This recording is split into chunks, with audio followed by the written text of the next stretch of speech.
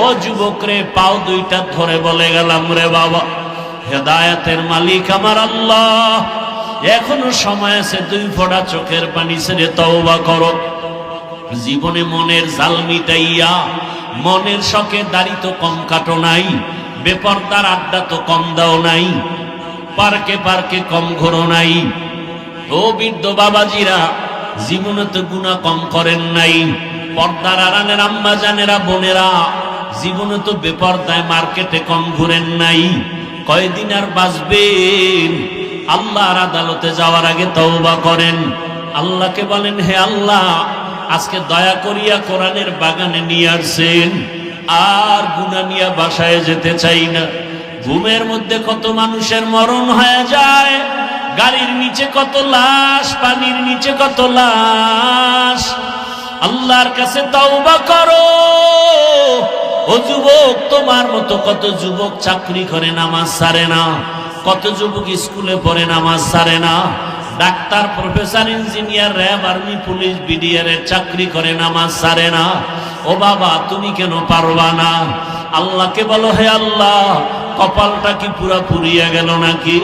আমি কি তোমার রহমতের দরজায় আসতে পারবো না? এই রহমতের বাগানে আসছি, আজকে তওবা করলাম, আর দাড়ি কাটবো না, নামাজ ছাড়বো না, বেপরদায় চলবো না, মা বাবারে কষ্ট দিব না, মা বাবার সাথে বেয়াদবি করব না। ওলামায়ে কেরামের দোয়া নিয়া, শিক্ষকের দোয়া নিয়া, ওলামায়ে কেরামের পরামর্শ নিয়া নবীজির আদর্শ সুন্নাত মেনে চলবো। ও বাবাজিরা, আপনারাও দোয়া করেন, একটা নেককার সন্তানের মা বাবা হয় কবরে যান। সন্তান ডাক্তার হবে, তবে নামাজি ডাক্তার। সন্তানকে ইঞ্জিনিয়ার বানাবেন, নামাজ যেন পড়ে, কোরআন পড়ে, দোয়া করে, এমন ইঞ্জিনিয়ার। নেককার প্রফেসর, কত ডাক্তার নামাজ পড়ে, ডাক্তারি করে। আপনার সন্তানটাকেও নামাজিওয়ালা ডাক্তার বানায় যান, নামাজি কোরআন পড়নেওয়ালা প্রফেসর বানায় যান, নামাজি কোরআন পড়নেওয়ালা একজন ইঞ্জিনিয়ার বানায় যান। জীবনটা দুনিয়ায় ধন্য হবে, আখিরাতেও ধন্য হবে।